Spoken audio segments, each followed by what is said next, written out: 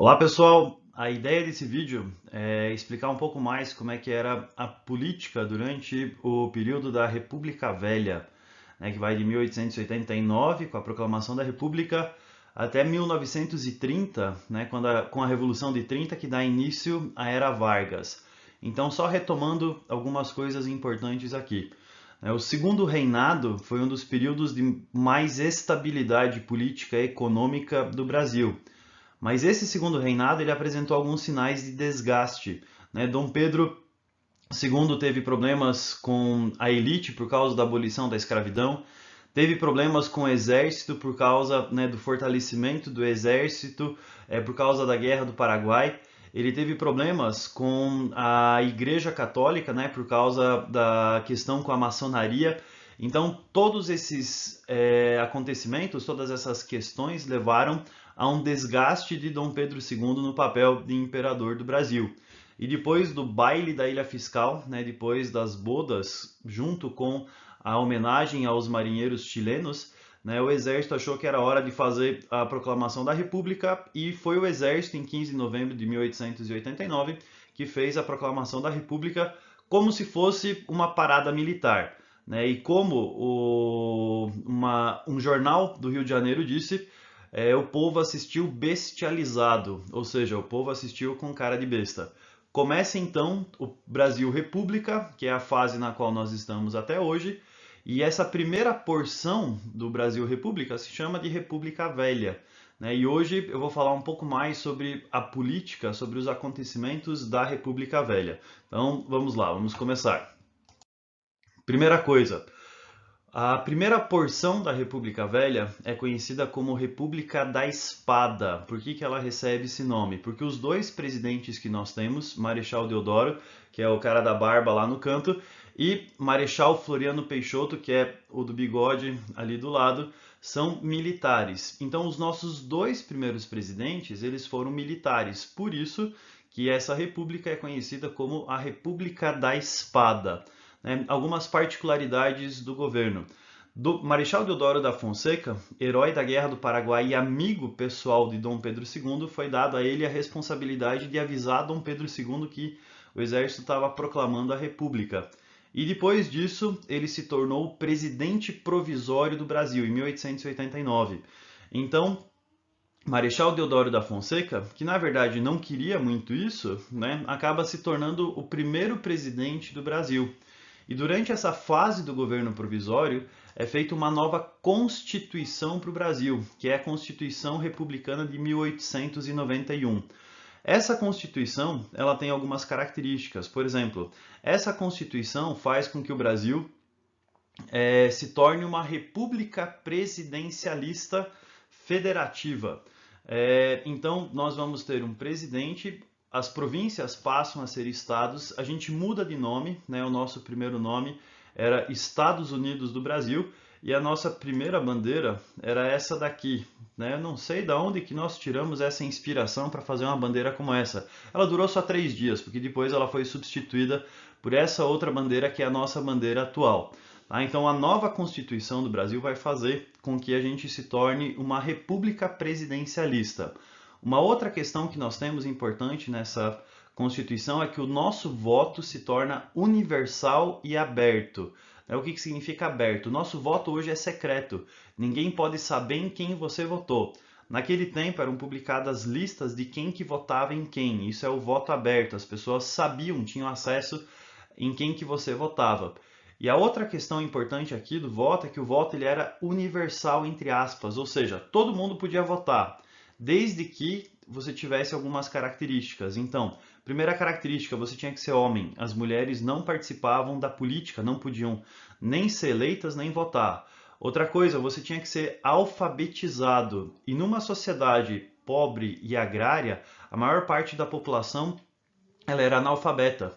Então, mesmo que o voto fosse universal, uma parcela muito pequena da população poderia votar, né? Porque a alfabetização era para poucos, era somente para a elite. E a Constituição ainda excluía, né, militares e religiosos e pessoas indigentes, né, pessoas que não tinham onde morar. Então, o voto, embora fosse universal no papel, ele acabava excluindo a maior parte da população e a média era aí de até 5% só da população brasileira que poderia participar da vida pública através do voto, tá? Por isso que o voto é universal, entre aspas. E uma outra característica bem importante é que o Estado se torna laico. O que significa Estado laico? É um Estado que é separado da Igreja. Durante o Brasil colônia, existia uma relação muito próxima entre o poder de Portugal e a Igreja Católica, né, que de certa forma andavam juntos nessa administração do Brasil. Durante o Brasil Império, Dom Pedro I, na Constituição de 1824, ele fez o Padroado Régio, ou seja, a religião oficial continuava a ser a religião católica, mas as decisões do Papa elas precisavam de autorização do rei. Mas ainda existia uma relação entre o poder político e o poder religioso. Só que os militares que fizeram a proclamação da República do Brasil, eles foram muito influenciados pelo positivismo. E o positivismo ele era uma filosofia anti-eclesiástica, ou seja, uma filosofia que era contra o domínio, contra o poder da igreja.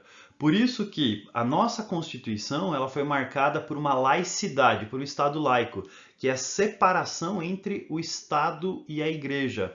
Então a Igreja não interfere em assuntos do Estado e o Estado não interfere em alguns assuntos da Igreja, dando liberdade religiosa. Então agora você não precisava ser católico para estar aqui no Brasil, porque outras religiões também eram permitidas. Ao mesmo tempo, a Igreja não poderia mais ter controle ou influenciar em algumas decisões como ela influenciava antigamente. E começam a surgir algumas coisas importantes aqui no Brasil. Por exemplo, o casamento civil, que é aquele que realmente vale no papel, e a certidão de nascimento, porque antes a certidão de nascimento era o certificado de batismo que as crianças tinham na Igreja Católica. Então, se você não era batizado, você não existia como cidadão. A administração dos cemitérios antes era feita pela Igreja, agora passa a ser pelo Estado. Então, isso são características de um Estado laico, um Estado separado da Igreja. E com a Constituição de 1891, Marechal Deodoro se torna o presidente constitucional do Brasil. Só que essa presidência constitucional dele durou muito pouco tempo, porque a gente teve uma crise econômica chamada de crise do encilhamento. Essa crise do encilhamento, ela provocou uma crise política. Marechal Deodoro estava muito velho, cansado e doente para ser presidente do Brasil. Ele acaba então renunciando ao seu cargo e vai assumir o seu vice-presidente chamado de Marechal Floriano Peixoto. Não sem antes ele ter que se impor no cargo, porque algumas pessoas não queriam deixar ele assumir, porque o mandato presidencial constitucional do Marechal Deodoro não tinha durado nem um ano, foi em torno de 7 meses. Pela Constituição precisava ser feita uma nova eleição. Marechal Floriano Peixoto não deixou isso acontecer, ele assumiu o poder e ele vai se impor no poder como o Marechal de Ferro. Por que ele recebeu esse título? Por que ele ficou conhecido dessa forma? Porque durante o governo dele, ele vai lidar com duas revoltas. A revolta da Armada, que foi uma revolta da Marinha contra o Floriano Peixoto, né? Os caras vão começar a bombardear o Rio de Janeiro,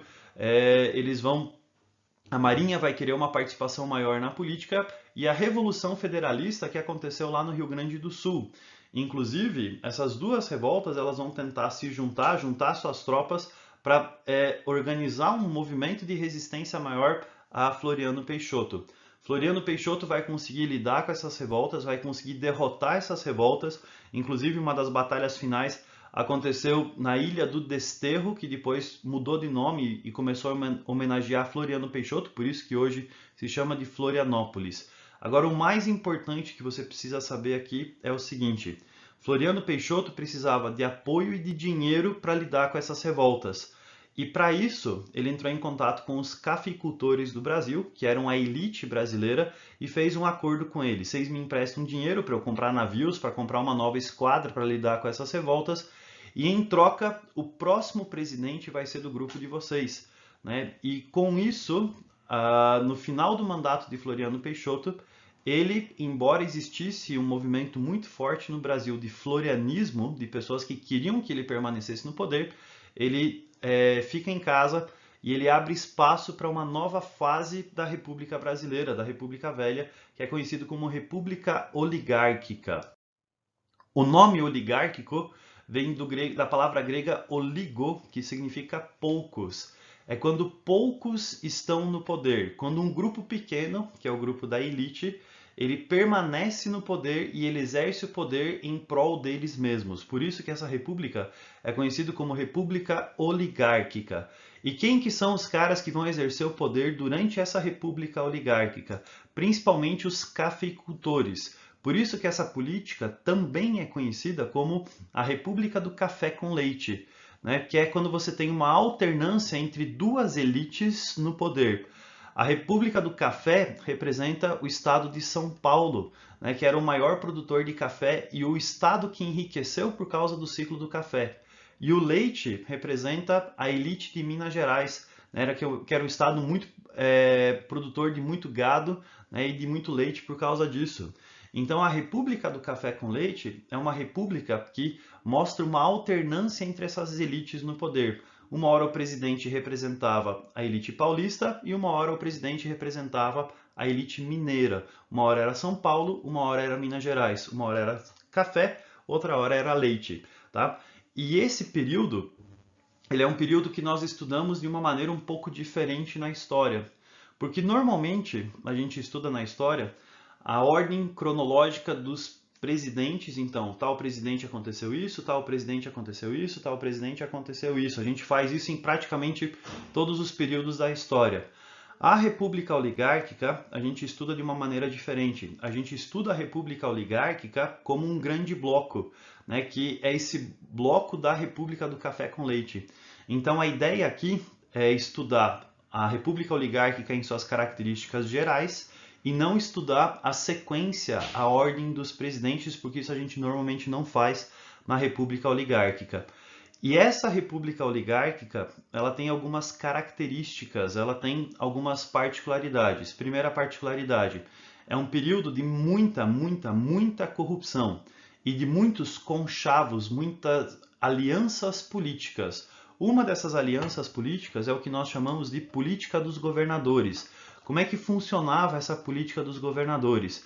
Quando você tem um presidente que ele representa um determinado grupo, né? Você tem um presidente aqui em cima que representa um determinado grupo, ele vai fazer um acordo com os governadores que representam as oligarquias de um determinado lugar, e esse governador só vai poder ser eleito se ele for aliado político do presidente.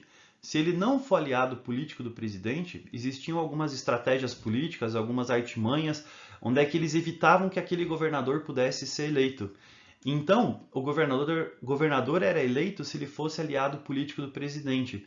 E dessa forma você tinha uma aliança, uma troca de favores entre o presidente e o governador. Essa política nós chamamos de política dos governadores. Era uma forma onde é que a elite, ou um determinado grupo da elite, as oligarquias de um determinado estado, São Paulo, por exemplo, conseguia manter o poder entre eles. Agora, a maior expressão de poder que a gente tem, quem mandava mesmo, de fato, eram os coronéis. Lembra que eu falei para vocês que durante o período regencial, contra as revoltas regenciais, surge um negócio chamado de Guarda Nacional. Essa Guarda Nacional, ela vai fazer com que o chefão daquela região receba o título de coronel. Então, o coronel, ele era um cara que era dono de muitas terras, que antigamente era dono de escravos, agora não mais, mas ele era influente dentro da sociedade, ele tinha um poder político, econômico e social numa determinada região. E essa pessoa, ela era conhecida como o coronel. E esse coronel, ele tinha algumas formas de exercer o seu poder. Por exemplo, uma das formas de exercer o poder está aqui, né, nessa chargezinha, que é o chamado voto de cabresto. O que é esse voto de cabresto? Todo coronel, ele tinha o seu curral eleitoral. O curral eleitoral é o grupo de pessoas que faz parte dessa população agrária do Brasil e que depende do coronel, que depende dele para sobreviver, depende do emprego, depende dos favores dele para viver. Então o coronel obrigava essas pessoas desse curral eleitoral a votarem no candidato dele. E se você não votasse no candidato dele, né, você poderia sofrer punições, você podia sofrer violência, você podia perder favores, você podia perder a sua terra, você podia perder o seu emprego. Então essa coerção, essa ameaça que o coronel fazia em cima das pessoas em troca do voto, é conhecido como voto de cabresto. Cabresto é aquilo que se coloca no cavalo, no boi, aqui para você poder controlar ele e dizer em que direção que ele quer ir. Tá? E dessa forma, o coronel conseguia colocar no poder quem ele quisesse. Lembre-se, o voto era aberto, as pessoas sabiam em quem que votava. Outra coisa, é a eleição chamada de bico de pena. Bico de pena eram fraudes que aconteciam nas eleições, onde é que até mortos votavam. Uma cidade tinha lá 3, 4 mil habitantes, tinha 5 mil eleitores. Por quê? Porque naquele tempo você não tinha voto biométrico, você não tinha polegar, foto, que identificava as pessoas. Então, as eleições elas eram fraudadas, eles tinham estratégias, eles tinham artimanhas para que eles fraudassem as eleições e colocassem no poder quem eles queriam. Então, a base de sustentação da República Oligárquica era o poder do coronel em cima da sociedade. Tá? Então, o coronel exercia o seu poder através principalmente do voto de cabresto. E a sociedade desse tempo, ela tem algumas características. Primeira característica, o Brasil ele era predominantemente rural, agrário. 70% da nossa população vivia no campo. As nossas cidades ainda não eram grandes cidades, porque a maior parte da população vivia no campo. E é essa população que vive no campo que é mais suscetível ao poder do coronel. Tá? Então, essa sociedade brasileira era agrária. Outra coisa, boa parte da população brasileira, especialmente no campo, vivia na miséria. Então eles eram muito pobres, a gente tinha muita pobreza aqui no Brasil. Tá? Em alguns estados especificamente, então no sertão nordestino você vai ter uma pobreza muito grande, no Maranhão. Nas cidades você também vai ter a pobreza muito grande nas favelas, nos morros. A política brasileira desse período ela é marcada pela corrupção. Tá? Então, graças a Deus que era só naquele tempo. Então, você tinha troca de favores, você tinha um grupo que governava só para eles mesmos, você tinha conchavos políticos, você tinha fraudes nas eleições. Então, a corrupção ela era muito grande durante esse período. Mas, quando a gente está falando de República Velha, a gente está falando de um período que vai de 1893, 94, no caso da República Oligárquica, até 1930. E nesse meio tempo, a gente tem a Primeira Guerra Mundial. A Primeira Guerra Mundial, o Brasil participou dessa guerra brilhantemente, na famosa Batalha das Toninhas. Mas, mesmo que a nossa participação não tenha sido lá essas coisas, a gente teve consequências importantes para o Brasil dessa Primeira Guerra Mundial. E a principal consequência foi que o Brasil se industrializou. Ou seja, durante a Primeira Guerra Mundial, as indústrias europeias estavam voltadas para as armas, para a indústria bélica, voltadas para a guerra. E isso abriu espaço para que o Brasil pudesse produzir algumas coisas, passasse por um processo de industrialização. E os países europeus começaram a comprar coisas da gente, o que provocou esse processo de desenvolvimento da indústria do Brasil.